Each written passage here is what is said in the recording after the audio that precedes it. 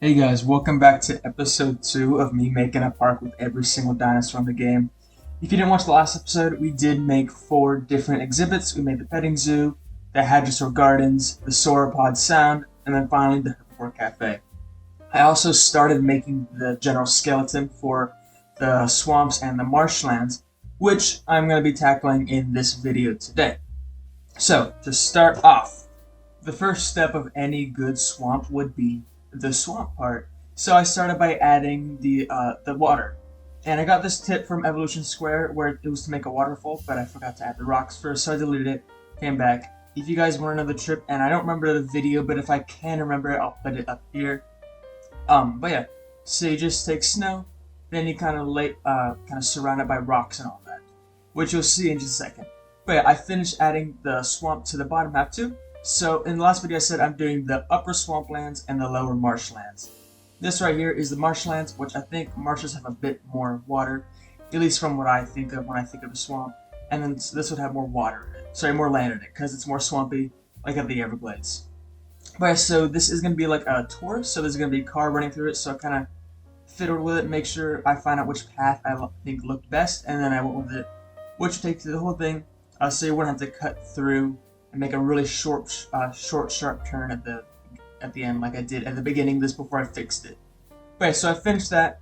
Then I went on to kind of rework the fence. No, not rework. I decided to add a second half. I totally forgot to do it, which is invisible fence. So the dinosaurs would be in their own spots. They wouldn't travel, but they also wouldn't be mixing with each other because I liked how they looked. Okay, so to add onto the waterfall a little bit, I added some water to make it look like I was splashing a little bit, which I think looked really good.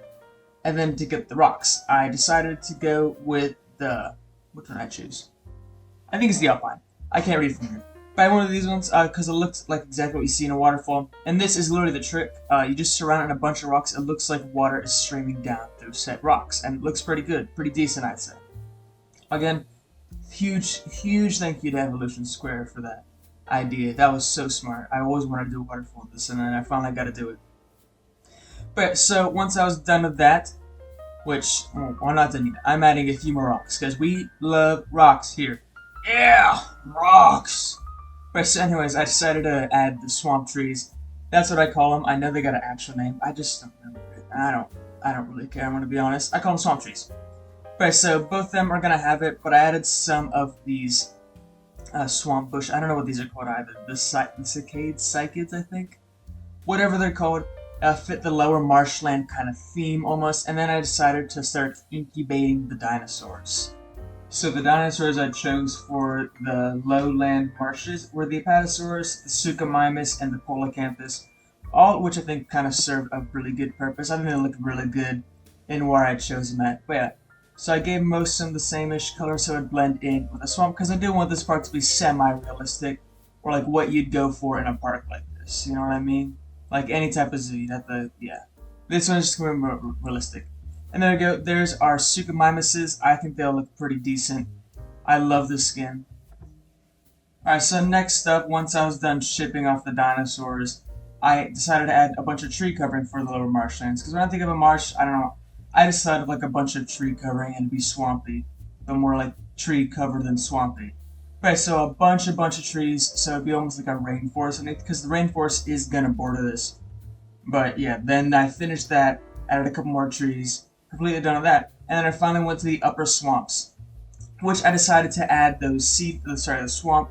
I found they're called seed plants, but yeah, the swamp trees. I'm still gonna call them swamp trees. And I decided to add a bunch of trees around to make it look enclosed more so you couldn't see over them.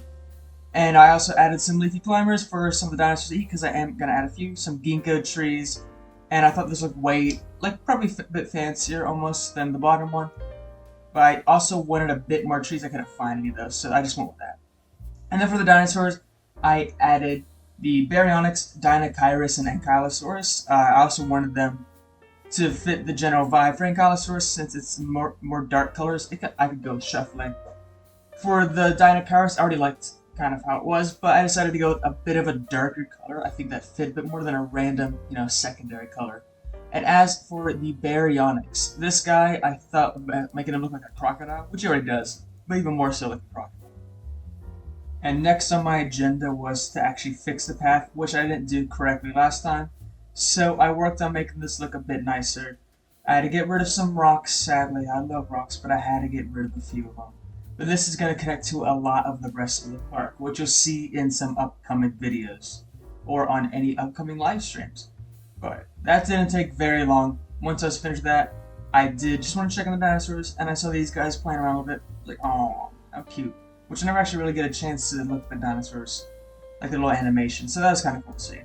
And then I also wanted to add the names for this thing. So I just quite literally named them what they're already named. You got the petting zoo, you got the Hadrosaur Gardens, you got the Sauropod Sound, you got the Herbivore Cafe, you got the upper swamplands and lower marshlands.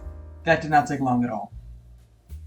So all in all, this was definitely a way shorter episode than last time. I think last one was like 15 minutes or something. This one's only 6. So yeah, very short, but next time I promise to make a longer one, and I hope you guys are around to watch it. But yeah, thank you for sticking to this whole video, and I hope you guys have a great day.